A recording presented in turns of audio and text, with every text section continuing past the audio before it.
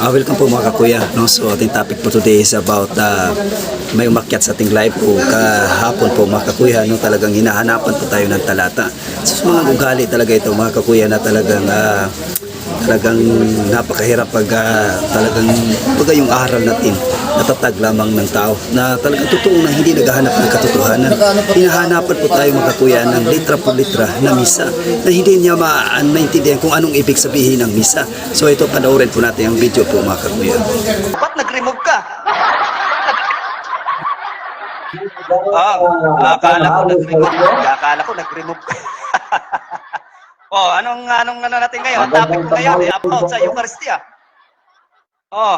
About Eucharistia yung topic ko ngayon. Anong tatanong mo?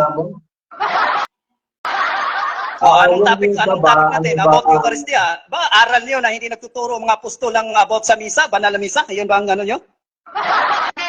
Meron bang misa na nakasulat sa Biblia? Ano? Meron bang misa na nakasulat sa Biblia? Misa. Ang tinanong mo ay misa. Talagang misa talaga. Biblical ba yan? Ang gusto mo, letra por letra? Hindi. Ang tanong ko, di mo maintindihan eh. Meron bang misa na nakasulat sa Biblia? Misa sa nakasulat sa Biblia. So, dito Yes. Eucharistia nga tayo. Hindi. Tinatanong ko, saan nakasulat sa Biblia yung misa? Misa. Gusto mo talaga. Saan naman, sige, babalik ko sa'yo. Saan naman nakasulat sa Biblia na kung wala nakasulat na misa ay hindi na tunay? Babalik ko sa'yo bago ko sagutin yan. Saan nakasulat sa Biblia kung hindi nakasulat sa Biblia, hindi dapat paniwalaan? Huwag mong ibabalik. Begging a question pala. Sasagutin nga kita. Sige, sasagutin kita. Ngayon, kasi gusto mo hindi naman kasi namin aral yung litra por litra kasi meron kami nakasulat yung misa. Sasagutin ko yan, promise yan, sasagutin ko yan. Kasi hindi mo kasi naalam kung anong misa eh.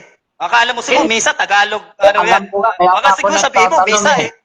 Bisaya o ano yan. Anong talata ng Biblia? Misa. Meron? Ngayon, sasagutin ko yan. Ito ang ano ko. Saan naman Talata mababasa ng sa Biblia. Biblia kung hindi nakasulat sa Biblia ay hindi dapat paniwalaan? Tanong kita, huwag mong ibabalik. Itong talata ng Biblia, nakasulat yung Sige yan, misa. request mo yan, idol. Request mo yan, ha? Request mo yan. So, nagtatanong ako, anong talata ng Biblia Misa, yung salitang nakasulat? misa. Ngayon, bigyan kita ng clue. Ano bang misa? Anong words na misa? Bibigyan kita ng clue. Ano bang words na misa? Bibigyan kita ng clue. Anong talata ng Biblia nakasulat misa? Bibigyan nga kita ng clue. Ano bang words na misa? Bibigyan kita ng clue. Sagot ang gusto ko. Sagot. Anong talata ng Biblia nakasulat misa? Misa. Sige. Ito Medyo po mga kakuya na talagang pinipilit niya, naghahanap siya ng talata sa Biblia na salitang misa na dapat mababasa daw sa Biblia. Hindi niya alam po mga kakuya ang misa ay hindi niya naintindihan kung anong ibig sabihin ng misa. Hinahanapan niya ako ng litra po litra sa Biblia. Kaya binabalik ko sa kanya kung saan naman nababasa sa Biblia ang wala na sulat sa Biblia hindi mo dapat paniwalaan, pero hindi niya sinasagot. Pero ang sagot natin po mga kakuya, ito po yung ating pinakasagot po mga kakuya, dahil nga sa kanyang ginawa hindi tayo nakasagot kasi puro sapaw ng sapaw po mga kakuya, pero ito yung pinakasagot natin po mga kakuya. Panoorin po natin mga kakuya. po mga kakuya, ko lingkod Jonathan TV Bigs Vlogs po mga kuya, nagbabalik no. So may sagutin po natin mga kakuya ayon sa umakyat sa ating live mga kakuya na dating ay isang INC po mga kakuya na talagang hinahanapan po tayo mga kakuya na litra por litra no misa, so saan daw masusulat. So hindi niya alam po mga kakuya ano bang ibig sabihin ng misa. Yan ang hindi niya alam po mga kakuya, kaya ito yung mga nominal Catholic na hindi talaga inaral kung ang mga ang gusto nila litra por litra talaga. Kaya kapag ganito ang aral mo mga kakuya natin na talaga napaka delikado. So bago ang lahat po mga kakuya, bago natin sagutin, pasok na intro.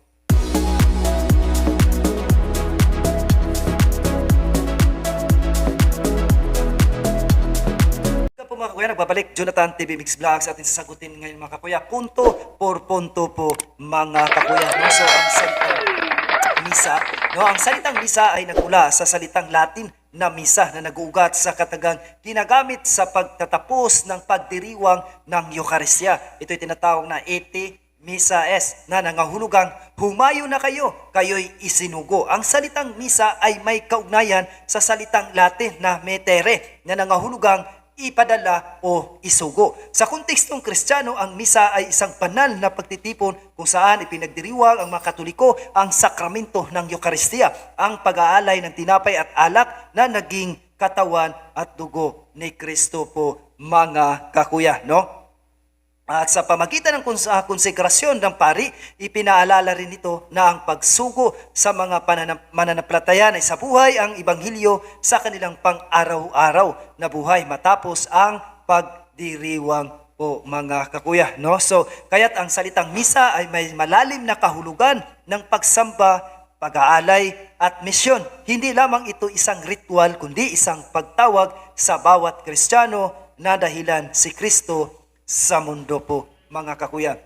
So dako naman tayo, mga kakuya, ano naman ang words ng Eucharist, no? Ang salitang Eucharistia ay nagmula sa salitang Grego na Eucharistia na nangahulugang pasasalamat. Ang salitang ito ay mula sa salitang ugat na Eucharistin na nangahulugang magpasalamat. Sa kontekstong Kristiyano, ang Eucharistia ay tumutukoy sa sakramento ng katawan at dugo ni Kristo, saan yun ang tinapay at alak na inaalala na ginugunita ang huling hapunan ni Jesus kasama ang kanyang mga alagad.